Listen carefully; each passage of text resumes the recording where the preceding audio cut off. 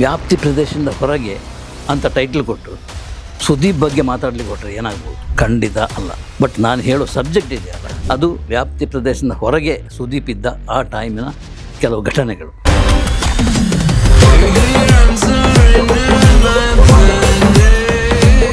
ಸುದೀಪ್ ಅವರು ಯಾಕೆ ಇಲ್ಲಿ ಬಂದರು ಅಂದರೆ, ಅವರ ಸಿನಿಮಾ ರಿಲೀಸ್ ಆಗ್ತಾ ಇದೆ. ಸಿನಿಮಾದ ಹೆಸರು ಮಾರ್ಕ್. ಸ್ವಲ್ಪ ಕನ್ಫ್ಯೂಷನ್ ಇದೆ. ಹಿಂದಿನ ಸಿನಿಮಾ ಮ್ಯಾಕ್ಸ್,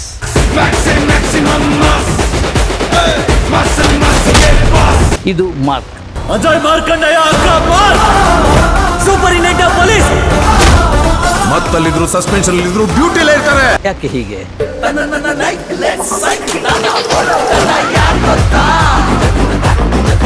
ಮಾರ್ಕ್ ಸಿನಿಮಾದಲ್ಲಿ ನಾಯಕಿ ಇಲ್ಲ. ಹೇಗೆ ಸಾಧ್ಯ ಇದು? ಅದಕ್ಕೆ ಸುದೀಪ್ ಹೇಳ್ತಾರೆ, ಈ ಸಿನಿಮಾದಲ್ಲಿ ನಾನು ನಾಯಕನೂ ಅಲ್ಲ, ಇಡೀ ಸಿನಿಮಾದ ನಾಯಕ ಅದರ ಕಂಟೆಂಟ್.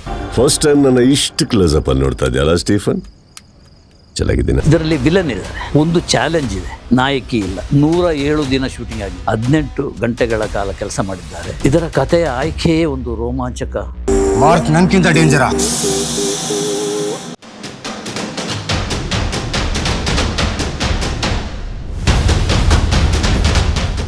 ನಮಸ್ಕಾರ, Ganesh Kasaragod, beyond limits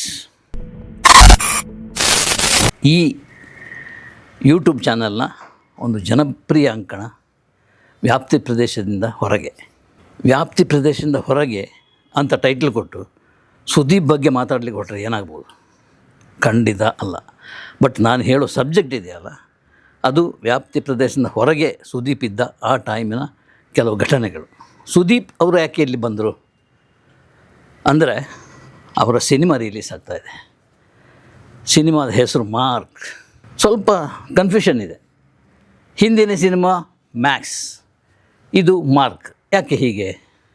but ಇದನ್ನೆಲ್ಲ ಸುದೀಪ್ ಅವರು ಒಪ್ಕೊಳ್ಳುವಂಥ ಸಂದರ್ಭ ಅಲ್ಲ, ಆದರೂ ಆಗಿದೆ. ಈಗ ಮಾರ್ಕಿನ ಬಗ್ಗೆ ಒಂದಷ್ಟು ಸಣ್ಣ ಪುಟ್ಟ ವಿವರಗಳನ್ನು ಹೇಳಲಿಕ್ಕೆ ಇಷ್ಟಪಡ್ತೀನಿ. ಯಾಕಂದರೆ ರಿಲೀಸ್ ಆಗ್ತಾಯಿದೆ. ಅದು ಟೋಟಲಿ ಸುಮಾರು 107 ದಿವಸ ಚಿತ್ರೀಕರಣವಾದ ಸಿನಿಮಾ. 80 ಲೊಕೇಶನ್ನಲ್ಲಿ ಶೂಟಿಂಗ್ ಆಗಿದೆ.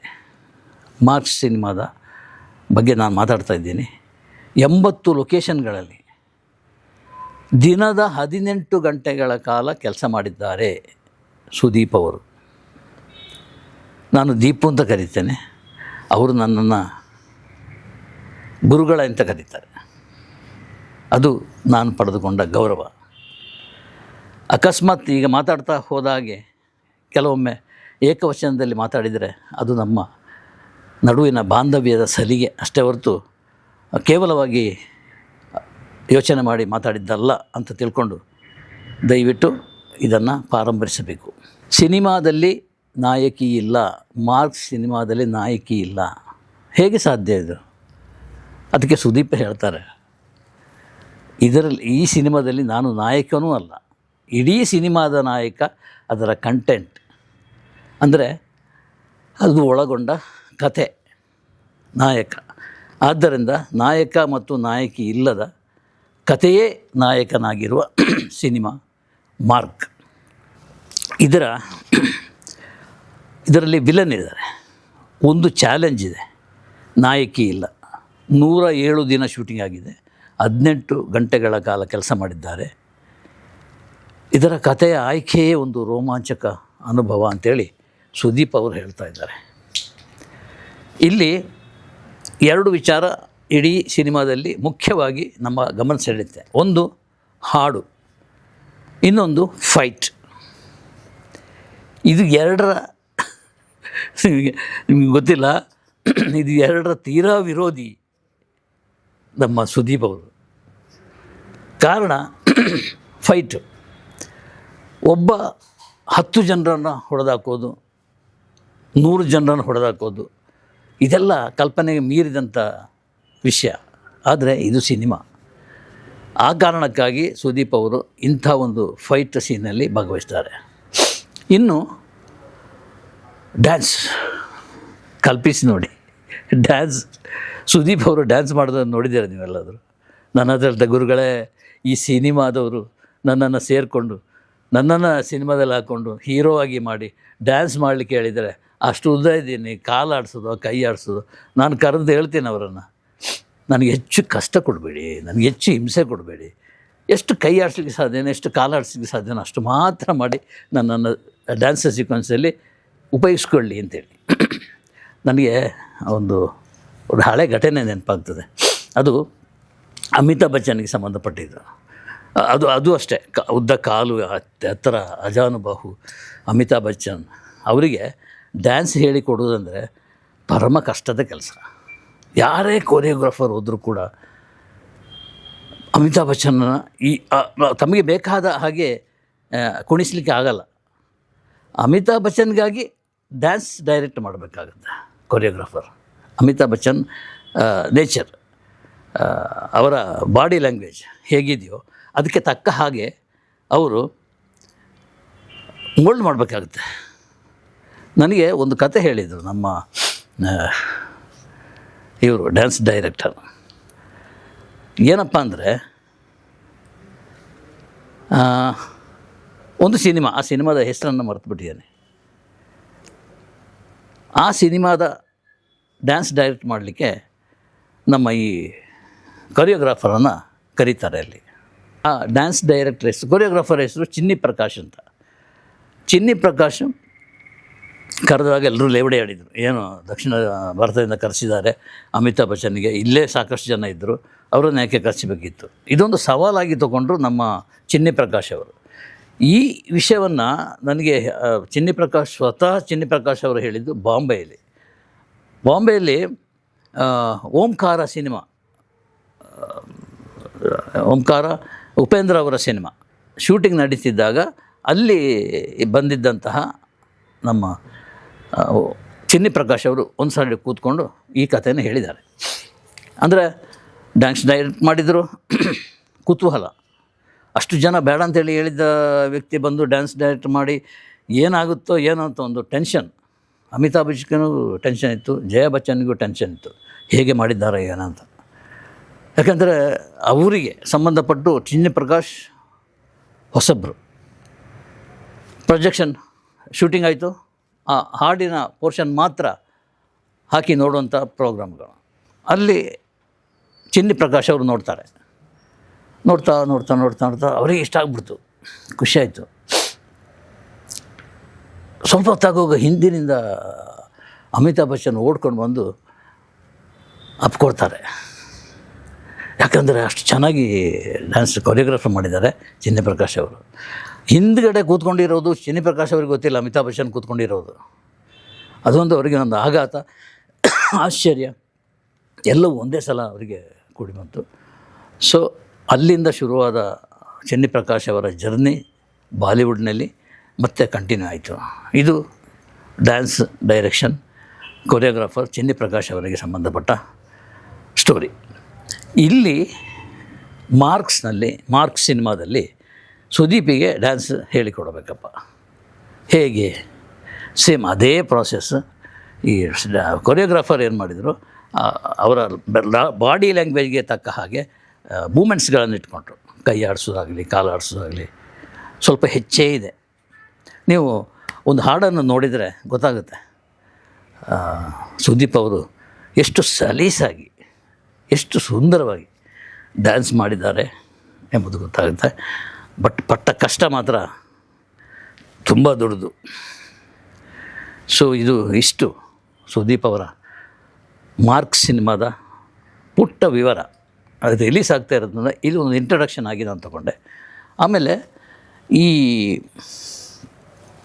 ವ್ಯಾಪ್ತಿ ಪ್ರದೇಶದಿಂದ ಹೊರಗೆ ಈ ಸುದೀಪ್ ಯಾಕೆ ಬಂದರು ಅಂದರೆ, ಹೊರಗೆ ಬಂದಿರೋದು ಈಗ ನಾನು ಹೇಳಿದ್ದು ಒಳಗಿನ ಕಥೆಯನ್ನು. ಆ್ಯಕ್ಚುಲಿ ವ್ಯಾಪ್ತಿ ಪ್ರದೇಶದಿಂದ ಹೊರಗಿದ್ದವರು ಸುದೀಪ್ ಅವರು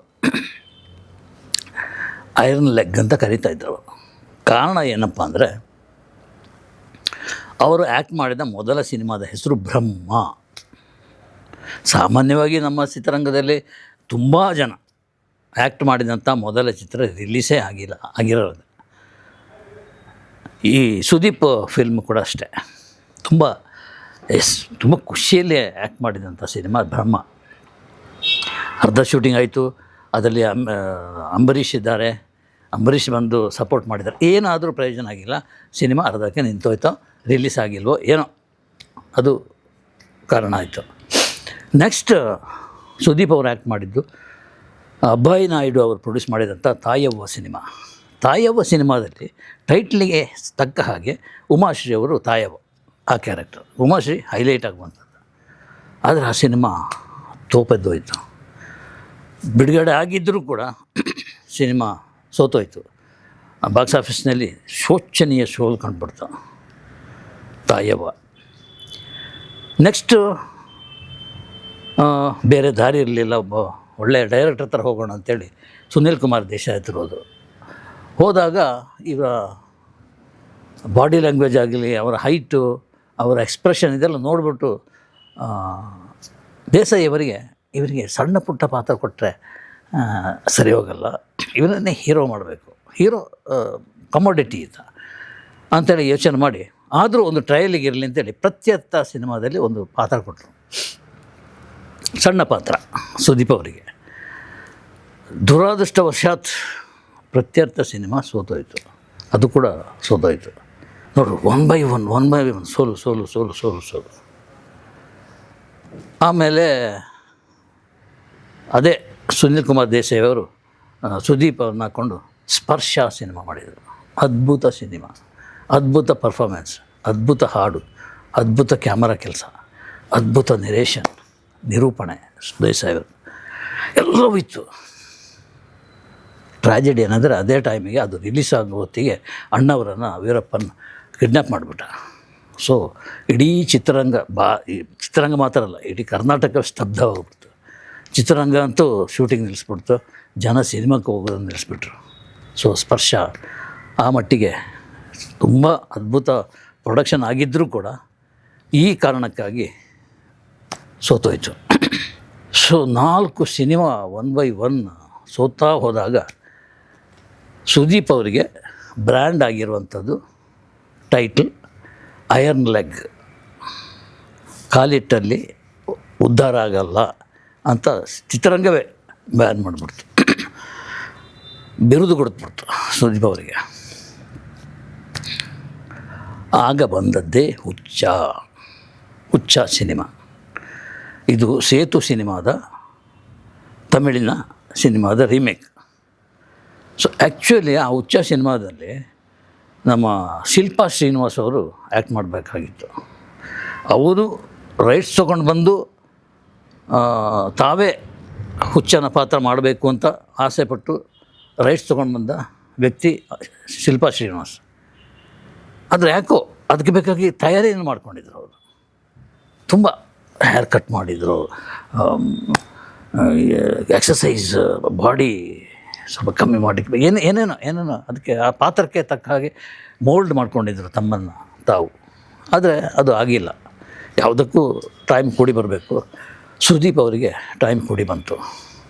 ರೆಹಮಾನ್ ಸಾಹೇಬರು ಅಂದರೆ ಯಜಮಾನ ಸಿನಿಮಾದ ಪ್ರೊಡ್ಯೂಸರ್, ಹುಚ್ಚ ಸಿನಿಮಾದ ಪ್ರೊಡ್ಯೂಸರ್, ಅವರು ಸುದೀಪನ್ನು ಆಯ್ಕೆ ಮಾಡಿಕೊಂಡಾಗ ಇಡೀ ಗಾಂಧಿನಗರ ಅವರನ್ನು ಲೇವಡಿ ಆಡ್ತು, ತಮಾಷೆ ಮಾಡ್ತು. ಹೋಗಿ ಆ ಐರನ್ ಲೆಗ್ಗನ್ನು ಹಾಕ್ಕೊಂಡು ಏನು ರೀ ಸಿನಿಮಾ ಮಾಡ್ತಾಯಿದ್ದಾರೆ ಅಂತೇಳಿ ತುಂಬ ಜನ ಕಾಲೆಳೆದ್ರು. ತುಂಬ ಜನ ಬೇಡ, ಸಾಹಸ ಬೇಡ, ಬಿಟ್ಬಿಡಿ, ಅವರನ್ನು ಬಿಟ್ಟು ಬೇರೆ ಯಾರನ್ನಾರು ಹಾಕ್ಕೊಳ್ಳಿ ಅಂಥೇಳಿ ಪ್ರೆಷರ್ ಹಾಕ್ಲಿಕ್ಕೆ ಶುರು ಮಾಡಿದರು. ಆದರೆ ರೆಹಮಾನ್ ಸಾಹೇಬರು ಒಂದೇ ಹಠ, ಇಲ್ಲ, ನನ್ನ ಸಿನಿಮಾಕ್ಕೆ ಸುದೀಪ್ ಅವರೇ ಹೀರೋ, ಅವರೇ ಈ ಪಾತ್ರವನ್ನು ಸಮರ್ಥವಾಗಿ ಮಾಡಬಲ್ಲಂತಹ ಒಬ್ಬ ಕಲಾವಿದ ಅಂತ ತೀರ್ಮಾನ ಮಾಡಿಕೊಂಡು ಸಿನಿಮಾ ಅನೌನ್ಸ್ ಮಾಡಿಬಿಟ್ರು. ಅನೌನ್ಸ್ ಮಾಡಿ ಒಂದು ಪ್ರೆಸ್ ಮೀಟ್ ಕರೆದ್ರು. ನಮ್ಮ ಸರೋವರ ಹೋಟೆಲ್, ರಿಚ್ಮಂಡ್ ಸರ್ಕಲ್ನಲ್ಲಿ ಆಗ ಸರೋವರ ಹೋಟೆಲ್ ಇತ್ತು. ಅದು ಸರೋವರ ಸಂಜೀವ್ ಅವರ ಫಾದರ್, ಸುದೀಪ್ ಅವರ ಫಾದರ್ ಸಂಜೀವ್ ಅವರ ಹೋಟೆಲ್. ಸರೋವರ ಸಂಜೀವ್ ಅಂತೇಳಿ ಹೆಸರು ಬರಲಿಕ್ಕೆ ಕಾರಣವಾದ್ದು ಆ ಹೋಟೆಲು ಸರೋವರ. ಅಲ್ಲಿ ಒಂದು ಪ್ರೆಸ್ ಮೀಟ್, ಅಂದರೆ ಹುಚ್ಚ ಸಿನಿಮಾಕ್ಕೆ ಸಂಬಂಧಪಟ್ಟು ಎಲ್ಲ ಕೂತ್ಕೊಂಡಿದ್ದಾರೆ. ಸಂಜೀವ್ ಅವರು ಕೂತ್ಕೊಂಡಿದ್ದಾರೆ, ನಮ್ಮ ಸುದೀಪ್ ಅವರು ಕೂತ್ಕೊಂಡಿದ್ದಾರೆ, ಮತ್ತು ರೆಹಮಾನ್ ಸಾಹೇಬರು ಕೂತ್ಕೊಂಡಿದ್ದಾರೆ. ಸೊ ಅದರ ಡೈರೆಕ್ಟ್ರು ನಮ್ಮ ಓಂ ಪ್ರಕಾಶ್ ಅವರು ಕೂತ್ಕೊಂಡಿದ್ದಾರೆ. ಫಸ್ಟ್ ಟೈಮ್ ಬಂದದ್ದು ಅಟ್ಯಾಕ್ ಅಂದರೆ ಹುಚ್ಚ ಟೈಟ್ಲ್ ಬಗ್ಗೆ. ಹುಚ್ಚ ಟೈಟ್ಲ್ ಬೇಡ, ಬೇರೆ ಏನಾದರೂ ಇಡಿ ಅಂತ ಪತ್ರಕರ್ತರು. ಅದು ಒಂದು ಪ್ರೀತಿಯಿಂದ ಬೇಡ. ಆಮೇಲೆ ಬ್ರ್ಯಾಂಡ್ ಆಗಿಬಿಡ್ತದೆ ಹುಚ್ಚ ಹುಚ್ಚ ಹುಚ್ಚ. ಮೊದಲೇ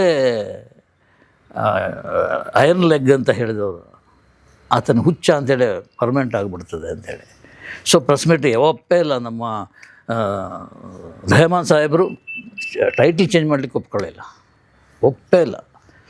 ಇಲ್ಲ, ನಾನು ಏನೇ ಮಾಡಿದರೂ ಕೂಡ ಹುಚ್ಚ ಟೈಟ್ಲ್ನಲ್ಲೇ ಈ ಸಿನಿಮಾನ ಮಾಡೋದು ಅಂಥೇಳಿ ತೀರ್ಮಾನ ಮಾಡ್ಕೊಂಬಿಟ್ರು. ಸೊ ಪ್ರೆಸ್ ಮೀಟ್ನಲ್ಲಿ ಏನೂ ನಡೀಲಿಲ್ಲ, ಅಷ್ಟು ನಡೀತು. ಪ್ರೆಸ್ ಮೀಟ್ ಆಯಿತು.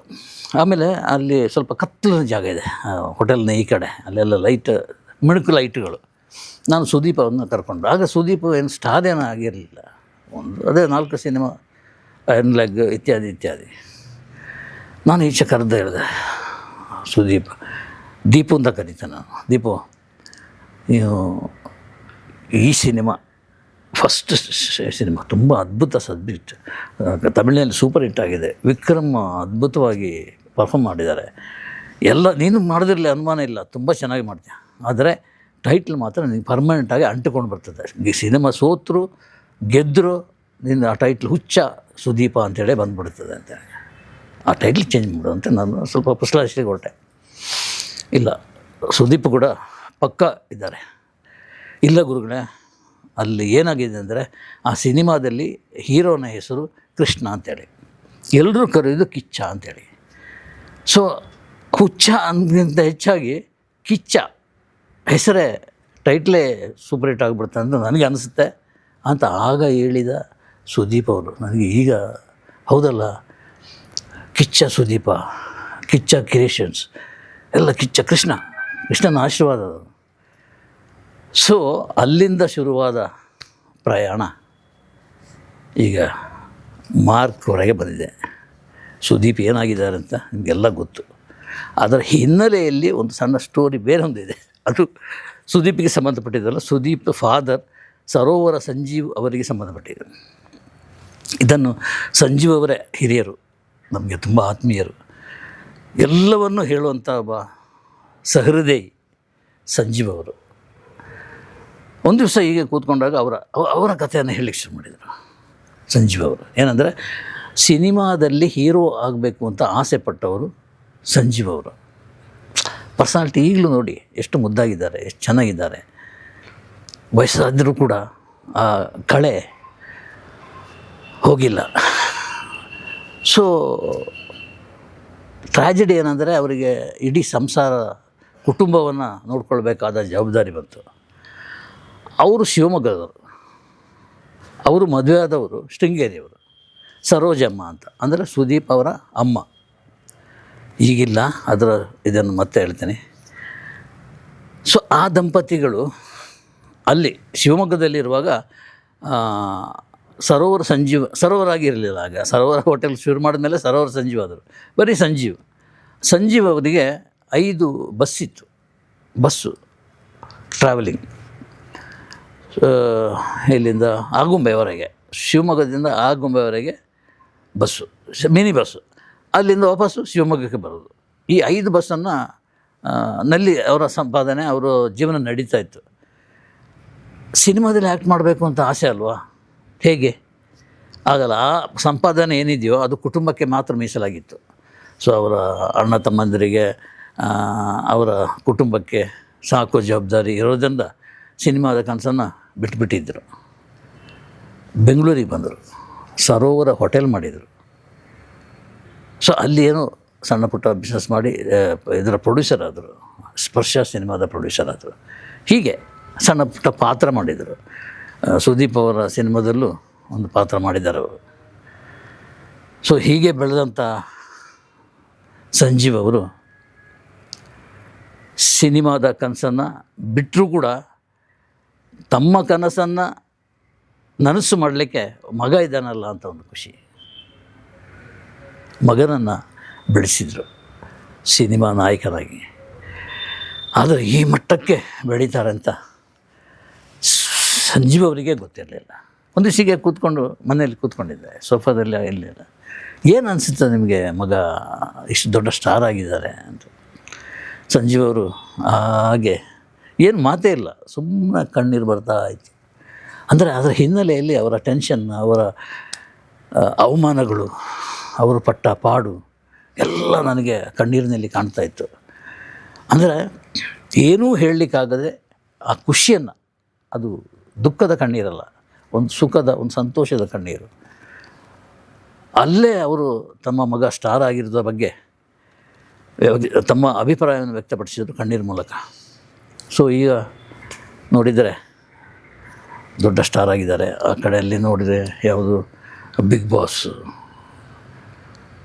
ಬಾಸ್ನಲ್ಲಿ ಮಾಡಲ್ಲ, 12ನೇ ಸಂಚಿಕೆಯಲ್ಲಿ ಮಾಡಲ್ಲ ಅಂತ ಅನೌನ್ಸ್ ಮಾಡಿದ ಸುದೀಪ್ ಅವರು.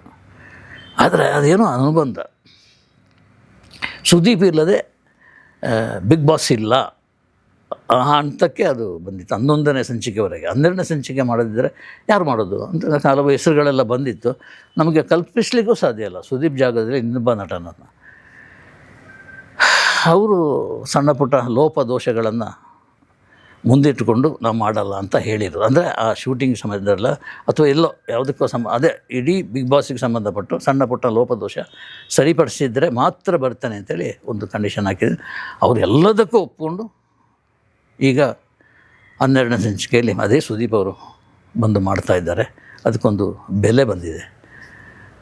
ಬಿಗ್ ಬಾಸ್, ಅದರ ಮಧ್ಯೆ ಸಿನಿಮಾ, ಅದರ ಮಧ್ಯೆ ಓಡಾಟಗಳು, ಅದರ ಮಧ್ಯೆ ನಿಮ್ಗೆ ಗೊತ್ತಿಲ್ಲ, ಸುದೀಪ್ ಅವರು ಸಾಕಷ್ಟು ಸಹ ನಾನು ಕರೆದಲ್ಲಿಗೆಲ್ಲ ಬಂದುಬಿಡ್ಯಾರಪ್ಪ. ತುಂಬ ನನಗೆ ತುಂಬ ಆತ್ಮೀಯರು. ಯಾರಾದರೂ ಇಂಡಸ್ಟ್ರಿಯಲ್ಲಿ ನಿನಗೆ ಯಾರು ತುಂಬ ಹತ್ತಿರದವರು ಅಂತ ಯಾರನ್ನೋ ಕೇಳಿದರೆ, ನನಗೆ ಹತ್ತಿರದವರು ಯಾರು ಅಂತ ಗೊತ್ತಿಲ್ಲ, ಆದರೆ ಗಣೇಶ್ ಅವರಿಗೆ ಸುದೀಪ್ ಅವರು ತುಂಬ ಹತ್ತಿರದವರು ಅಂತ. ಸೊ ಅವರ ಸಮಾರಂಭಕ್ಕೆ ಕರೀಲಿಕ್ಕೆ ನನ್ನನ್ನೇ ಕಾಂಟ್ಯಾಕ್ಟ್ ಮಾಡ್ತಾರೆ. ನಾನು ಅದು ಕೆಲಸ ಮಾಡಲ್ಲ. ನನ್ನ ಆತ್ಮೀಯತೆಗೆ, ನನ್ನ ಬಂಧನಕ್ಕೆ ಒಳಪಟ್ಟು ನಾನು ಕರೆದಾಗ ಸುದೀಪ್ ಬಂದಿದ್ದಾರೆ. ಒಂದು ನನ್ನ ಮನೆಯ ಗೃಹ ಪ್ರವೇಶಕ್ಕೆ ಬಂದಿದ್ದಾರೆ. ನಾನು ಒಂದು ಸಲ ಆಸ್ಪತ್ರೆಯಲ್ಲಿ ಅಡ್ಮಿಟ್ ಆದಾಗ ನೋಡಲಿಕ್ಕೆ ಬಂದಿದ್ದಾರೆ.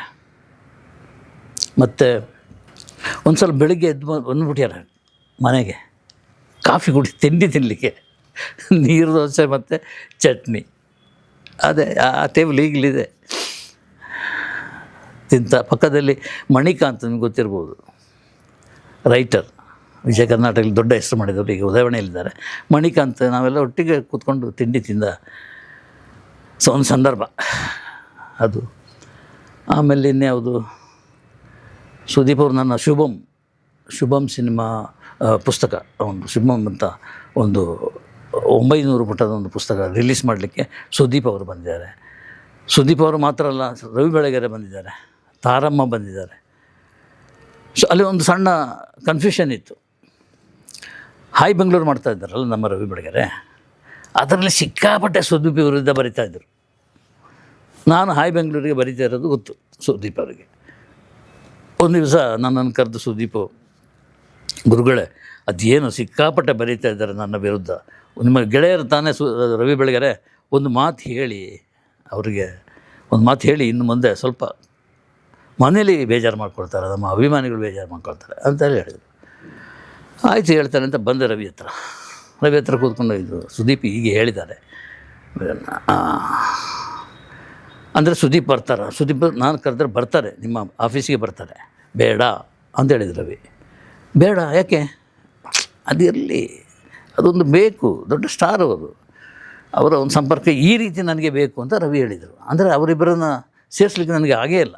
ಕೊನೆಗೂ ಒಂದು ಸಂದರ್ಭ ಸಿಕ್ಕಿದ್ದೇನೆಂದರೆ, ನನ್ನ ಶುಭಂ ಪುಸ್ತಕ ಬಿಡುಗಡೆ ಸಮಾರಂಭ, ಅಲ್ಲಿ ರವಿ ಬೆಳಗೆರೆ, ಸುದೀಪ್, ತಾರಮ್ಮ ಎಲ್ಲ ನಿಂತ್ಕೊಂಡು ಸ್ಟೇಜ್ ಮೇಲೆ ಪುಸ್ತಕದ ಬಗ್ಗೆ, ನನ್ನ ಬಗ್ಗೆ ಎಲ್ಲ ಮಾತಾಡಿದರು.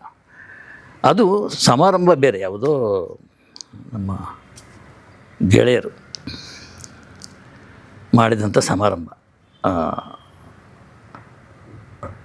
ಯಾವುದು ಒಂದು ಪ್ರಶಸ್ತಿ ಸಮಾರಂಭ, ರಾಜ್ಯೋತ್ಸವ ಪ್ರಶಸ್ತಿ ಸಮಾರಂಭ ಮಾಡಿರೋದು. ಅವರು ಆ ಸಮಾರಂಭದಲ್ಲಿ ನನಗೊಂದು ಅವಕಾಶ ಕೊಟ್ಟರು ಪುಸ್ತಕ ಬಿಡುಗಡೆಗೆ. ಅದಕ್ಕೆ ಇವರಿಬ್ಬರು ಬಂದಿದ್ದರು. ಆಮೇಲೆ ನನ್ನ ಮಗನ ಮದುವೆಗೆ ಬಂದಿದ್ದರು.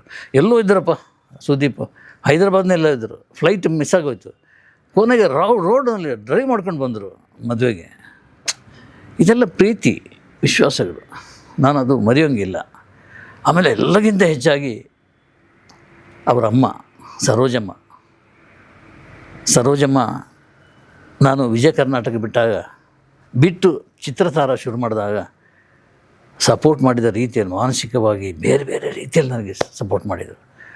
ಕುಗ್ಗಬೇಡಿ, ಯಾವುದಕ್ಕೂ ಇದ್ಬೇಡಿ, ನೋಡಿ ಸುದೀಪ್ 4 ಸಿನಿಮಾದ ನಂತರ ಈ ಮಟ್ಟಕ್ಕೆ ಬಂದಿದ್ದಾನೆ, ಸೊ ನಿಮಗೆ ಒಂದು ಒಳ್ಳೆ ಭವಿಷ್ಯ ಇದೆ ಅಂತೇಳಿ ಸಪೋರ್ಟ್ ಮಾಡಿರುವಂಥ ರೀತಿ ಇದೆಯಲ್ಲ, ನಾನು ನಿಜಕ್ಕೂ ಅದು ಆ ಫ್ಯಾಮಿಲಿಗೆ ಯಾವತ್ತೂ ಋಣಿಯಾಗಿರಬೇಕು, ಆಗಿರ್ತೇನೆ. ಸರೋಜಮ್ಮ ಅಮ್ಮ ಅಂದಾಗ ಸುದೀಪಿಗೆ ತುಂಬ ತುಂಬ ಪ್ರೀತಿ, ತುಂಬ ಅಂದರೆ ಪ್ರತಿದಿನ ಹೊರಗೆ ಹೋಗುವಾಗ ಕಾಲು ಮುಟ್ಟಿ ನಮಸ್ಕಾರ ಮಾಡಿ ಹೋಗ್ತಾಯಿದ್ದೆ. ವಿದೇಶಕ್ಕೆ ಶೂಟಿಂಗ್ ಹೋದಾಗ ಕನಿಷ್ಠ ಒಂದು 10 ಕಾಲ್ ಮಾಡ್ತಾಯಿದ್ದಂತೆ ಅಮ್ಮನಿಗೆ. ರೀಚ್ ಆಗದಿದ್ದರೂ ಕೂಡ ಕಷ್ಟ ಬಿದ್ದು ಇಲ್ಲಿಂದೆಲ್ಲ ಏನೋ ವ್ಯವಸ್ಥೆ ಮಾಡ್ಕೊಂಡು ಮಾತಾಡ್ತಿದ್ದರಂತೆ ಸುದೀಪ್ ಅವರು. ಅಪ್ಪ ಇದ್ದರೆ ಅಪ್ಪನ ಕಾಲಿಗೆ ಬಿದ್ದು ಹೋಗ್ತಾಯಿದ್ದಂತೆ. ಅಂಥ ಅಮ್ಮ ತೀರ್ಕೊಂಡಾಗ, ಅದು ಎಲ್ಲಿ ಬಿಗ್ ಬಾಸ್ ಶೂಟಿಂಗ್ ನಡೀತಾ ಇದೆ ಕಾರ್ಯಕ್ರಮ, ಆ ಸಂದರ್ಭದಲ್ಲಿ ತೀರ್ಕೊಂಡಿದ್ದ ಅಮ್ಮ, ಹೇಗೆ ಅದನ್ನು ಸಹಿಸೋದು ಅಂತೇಳಿ. ಅಂಥ ಪ್ರೀತಿ ಪಾತ್ರರಾದಂಥ ತಾಯಿ ತೀರ್ಕೊಂಡಾಗ ನಿಜವಾಗಲೂ ಕುಗ್ಗಿ ಹೋಗಿದ್ದರು ಸುದೀಪ್ ಅವರು. ಆ ನೆನಪಿಗಾಗಿ ನಾವು ಎಲ್ಲೋ ಕಡೆ ನೋಡ್ತೀವಿ ಸಮಾಧಿ ಅದು ಇದು ಗಲಾಟೆಗಳೆಲ್ಲ, ಯಾವುದೂ ಅಲ್ಲ.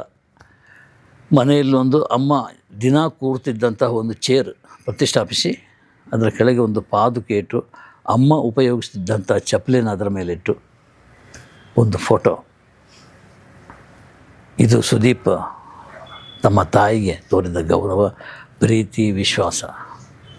ತಂದೆ ಸರೋವರ ಸಂಜೀವ್ ಅವರು ಒಂದು ಸಲ ಕೂತ್ಕೊಂಡು ಹೇಳಿದರು, ನಾನು ಗಣೇಶವರೇ, ಈ ಸಿನಿಮಾಕ್ಕೆ ನಾನು ಕೈ ಹಾಕಬಾರ್ದಿತ್ತು, ಈ ಚಿತ್ರರಂಗಕ್ಕೆ ನಾನು ಬರಬಾರ್ದಿತ್ತು, ನಾನು ಬರೋದಿದ್ದರೆ ಅದು ಬೇರೆ ರೀತಿಯಲ್ಲಿ ಸರೋವರ ಹೋಟೆಲ್ ಗೊತ್ತಲ್ಲ, ಹೋಟೆಲ್ ಉದ್ಯಮ ಮತ್ತು ಈ ಏನದು ಕೇಳ್ತಾರೆ, ಬಾರಲ್ಲ, ವೈನ್ ಶಾಪ್ ಅದು ಸಕ್ಸಸ್ ಆಗಿದೆ ಅವರಿಗೆ. ಸರೋವರ ವೈನ್ ಶಾಪ್ ಅಂದಲ್ಲ, ಹಾಗೇನೋ ಒಂದು ಹೆಸರು ಇಲ್ಲಿ ಬೆಂಗಳೂರು ತುಂಬ ಇದೆ. ಮೊನ್ನೆ ರೀಸೆಂಟಾಗಿ ಸುದೀಪ್ ಅವರೇ ಒಂದು ಇದನ್ನು ಇನಾಗ್ರೇಟ್ ಮಾಡಿದರು, ಅವ್ರದ್ದೇ ಸ್ವಂತದ್ದು ಸರೋವರ ಹೋಟೆಲ್ ಇಲ್ಲ ಈಗ, ಸರೋವರ ವೈನ್ ಶಾಪ್ ಅಂತೇಳಿ ಹಾಗೇನೋ. ಅದನ್ನೇ ಮಾಡಿರ್ತಿದ್ರೆ ಇಷ್ಟೊತ್ತಿಗೆ ನಾನು ಕೋಟ್ಯಾಧಿಪತಿ ಆಗಿರ್ತಿದ್ರೆ. ಈಗ ಇಷ್ಟು ಇದೆ ಅಂತ ನನ್ನ ಹತ್ರ ಸಂಜೀವ್ ಅವರು ಹೇಳ್ಕೊಂಡಿದ್ದರು. ಈಗ ಅದನ್ನು ಸುದೀಪ್ ಅವರು ಮುಂದುವರಿಸಿದ್ದಾರೆ. ಆಮೇಲೆ ಸಹಾಯ ಹಸ್ತ ಸುದೀಪ್ ಅವ್ರದ್ದು, ನಿಜಕ್ಕೂ ಬಲಗೈ ಕೊಟ್ಟದ್ದು ಎಡಗೈಗೆ ಗೊತ್ತಾಗದಿರುವಂತಹ ಸಹಾಯ ಹಸ್ತ, ದಾನ ಧರ್ಮ, ಶಾಲೆಗಳನ್ನು ಅಡಾಪ್ಟ್ ಮಾಡ್ಕೊಳ್ಳೋದು, ಇದೆಲ್ಲ ನಡೀತಾನೇ ಇರ್ತದೆ. ಒಳ್ಳೆ ಸ್ನೇಹವರ್ಗ ಅವರಿಗಿದೆ. ಸ್ನೇಹವರ್ಗ ಅಂತ ಹೇಳುವಾಗ ನನ್ನದು ನೆನಪಾಗೋದು ದರ್ಶನ್ ಮತ್ತು ಸುದೀಪ್ ಅವರ ಸ್ನೇಹದ ಬಗ್ಗೆ. ಅದ್ಭುತ ಸ್ನೇಹ ಮಾಡ್ರೆ, ನಿಜಕ್ಕೂ ನಾನು ಆ ಸ್ನೇಹದಲ್ಲಿ ನಾನೇ ಮಿಂದಿದ್ದೇನೆ. ಯಾಕಂದರೆ ಅವರಿಬ್ಬರು ಅದೇನು ಸ್ನೇಹಿತರಾಗಿದ್ದರು ಅವರು. ಒಂದು ದಿವಸ ಈ ಘಟನೆ ನಾನು ಹೇಳ್ಬಿಡ್ತೀನಿ. ಮೈಸೂರಿನಲ್ಲಿದ್ದೆ ನಾನು, ಫೋನ್ ಬಂದು ಸುದೀಪ್ ಅವ್ರದ್ದು, ಗುರುಗಳು ಎಲ್ಲಿದ್ದೀರಿ ಅಂತ. ನಾನು ಮೈಸೂರಿನಲ್ಲಿದ್ದೀನಿ. ಗುರುಗಳೇ, ನಾನು ಮೈಸೂರಿನಲ್ಲಿದ್ದೇನೆ, ಬನ್ನಿ ಅಂತ ಹೇಳಿದರು. ನಾನು ಎದ್ದು ಹೊರಟ್ಬಿಟ್ಟೆ. ಅಲ್ಲಿ ಹೋದರೆ ಒಂದು ಕಾರು ಪಕ್ಕದಲ್ಲಿದ್ದಾರೆ, ಬನ್ನಿ ಗುರುಗಳೇ ಕಾರ್ ಹತ್ತಿ ಅಂತೇಳಿ. ಕಾರು ಹೋಯ್ತು. ಎಲ್ಲಿಗೆ ಏನು ಅಂತ ನಾನು ಏನು ಕೇಳಲಿಲ್ಲ. ನಾವು ಹೀಗೆ ಸಿನಿಮಾ ಚಿತ್ರರಂಗ ಅದು ಇದು ಅಂತೇಳಿ ಮಾತಾಡ್ತಾ ಹೋಗ್ತಾ ಇದ್ವಿ. ಹೋಗ್ತಾ ಎಲ್ಲಿ ಹೋಗ್ತದೆ ಅಂತ ನನಗೆ ಗೊತ್ತಿಲ್ಲ. ರಾತ್ರಿ ಅದು ಬೇರೆ, ಅದೆಷ್ಟೋ ಒಂದು 9 ಗಂಟೆಗೆ 10 ಗಂಟೆಗೇನೋ ಒಂದು ಥಿಯೇಟ್ರ್, ಒಂದು ಆಡಿಟೋರಿಯಂ ಅಲ್ಲಿ ಮುಟ್ಟಿದ ಮೇಲೆ ಗೊತ್ತಾದಂದ್ರೆ ಅದು ಹಾಸನ. ನೀಗ್ರೋ ಜಾನಿಯವರಿಗೆ ಸಂಬಂಧಪಟ್ಟ ಒಂದು ಕಾರ್ಯಕ್ರಮ, ಅವರಿಗೆ ಆರ್ಥಿಕ ಸಹಾಯ ಮಾಡಲಿಕ್ಕಾಗಿ ಅಲ್ಲಿನ ಹಾಸನದ ಒಂದು ಸಂಸ್ಥೆ ವ್ಯವಸ್ಥೆ ಮಾಡಿದಂತಹ ಕಾರ್ಯಕ್ರಮ ಅದು. ಅಂದರೆ ಎಂಟರ್ಟೈನಿಂಗ್ ಪ್ರೋಗ್ರಾಮ್, ಟಿಕೆಟ್ ಇಟ್ಟು ಅದು ಬಂದ ದುಡ್ಡನ್ನು ನೀಗ್ರೋ ಜಾನಿಯವರಿಗೆ ಕೊಡೋದಂಥದ್ದಂತ. ಇದೆಲ್ಲ ಆಮೇಲೆ ನನಗೆ ಗೊತ್ತಾಯಿತು. ಅಲ್ಲಿ ಹೋದೆ, ಸುದೀಪ್ ಇಲ್ಲಿ, ನಾನು ಈ ಕಡೆ ಕೂತ್ಕೊಂಡೆ. ಅಲ್ಲಿ ಡ್ಯಾನ್ಸು, ಪರ್ಫಾರ್ಮೆನ್ಸು, ಎಂಟರ್ಟೈನ್ಮೆಂಟ್ ಎಲ್ಲ ನಡೀತಾ ಇದೆ. ಇದ್ದಕ್ಕಿದ್ದಾಗೆ ಅಲ್ಲಿ ನೋಡ್ತೀನಿ ದರ್ಶನ್ ಬರ್ತಾ ಇದ್ದಾರೆ. ಏನಪ್ಪ ಇದು ಪ್ಲ್ಯಾನ್ಡ್ ಆಗಿರಬೇಕು ಏನು ಅಂತ ಬಂದು ಈ ಕಡೆ ನನ್ನ ಈ ಕೈ ಇಲ್ಲಿ ಸುದೀಪ್, ಇಲ್ಲಿ ದರ್ಶನ್ ಕೂತ್ಕೊಂಡ್ಬಿಟ್ರು. ನಾನು ಮಧ್ಯದಲ್ಲಿ. ಅಯ್ಯೋ, ಎಲ್ಲರ ಗಮನ ಈ ಕಡೆ. ಸುದೀಪ್, ದರ್ಶನ್ ಅಂತ ಹೇಳಿದ ಮೇಲೆ ಹೇಗೆ ಅಷ್ಟು ಜನ ಸೇರಿದ್ರಲ್ಲಿ. ಅಲ್ಲಿ ಎಂಟರ್ಟೈನ್ಮೆಂಟ್ ಪ್ರೋಗ್ರಾಮ್ ಇನ್ನೂ ಖುಷಿಯಲ್ಲೇ ಮಾಡಲಿಕ್ಕೆ ಶುರು ಮಾಡಿದರು. ಸೊ ಒಂದು ಹಂತದಲ್ಲಿ ಒಂದು ಹಾಡು ಬಂದಾಗ ಇವರು ಇಬ್ಬರನ್ನು ಕರೆದ್ರು. ಇಬ್ಬರು ಹೋದರು ಸ್ಟೇಜಿಗೆ ಹೋಗಿ ಕುಣಿಲಿಕ್ಕೆ ಶುರು ಮಾಡಿದರು. ಕೈ ಹಿಡಿದ್ರು. ಎಂತ ನೀವು ಈಗ ಎಲ್ಲಾದರೂ ದರ್ಶನ್ ಮತ್ತು ಸುದೀಪ್ ಅವರು ಡ್ಯಾನ್ಸ್ ಮಾಡುವಂಥ ಒಟ್ಟಿಗೆ ಪ್ರೋಗ್ರಾಮ್ ಏನು ನೋಡ್ತಾ ಇದ್ದರೆ ಅದೇ ಡ್ಯಾನ್ಸ್ ಆ ದಿವಸ ಹಾಸನದಲ್ಲಿ ಸ್ಟೇಜ್ ಮೇಲೆ ಮಾಡಿರೋದು ನನಗೆ ಪಕ್ಕಾ ಇದೆ. ಸೊ ಅಂಥ ಸ್ನೇಹ ಅವರು ಸುದೀಪ್ ಮತ್ತು ದರ್ಶನ್ ಅವ್ರದ್ದು. ಅದು ಏನಾಯಿತು, ಈ ಕಡೆ ಸುದೀಪ್ ಹೇಳಲ್ಲ, ಆ ಕಡೆ ದರ್ಶನ್ ಹೇಳಲ್ಲ. ಕಾರಣ ಏನು ಅಂತೇಳಿ, ಕಾರಣ ಇಲ್ಲದೆ ದ್ವೇಷ ಅಲ್ಲ. ದ್ವೇಷ ಆಗಿರ್ತಿದ್ರೆ ದರ್ಶನ್ ಅವರ ಈಗ ಸ್ಥಿತಿಯ ಬಗ್ಗೆ ಸುದೀಪ್ ಮರುಗಬೇಕಾಗಿರಲಿಲ್ಲ. ಅವರು ಹೇಳ್ತಾರೆ ದರ್ಶನ್ ನಾನು ಆ ಬಗ್ಗೆ ಏನು ಕಾಮೆಂಟ್ ಮಾಡಲಿ, ಅವ್ರು ಜೈಲಿಗೆ ಹೋಗಿರೋದ ಬಗ್ಗೆ ನಾನೇನು ಕಮೆಂಟ್ ಮಾಡಲಿ. ಅವ್ರ ಫ್ಯಾಮಿಲಿ ದುಃಖದಲ್ಲಿದೆ, ಅವರ ಅಭಿಮಾನಿಗಳು ದುಃಖದಲ್ಲಿದ್ದಾರೆ, ಅವರ ಮಗ, ಕುಟುಂಬ.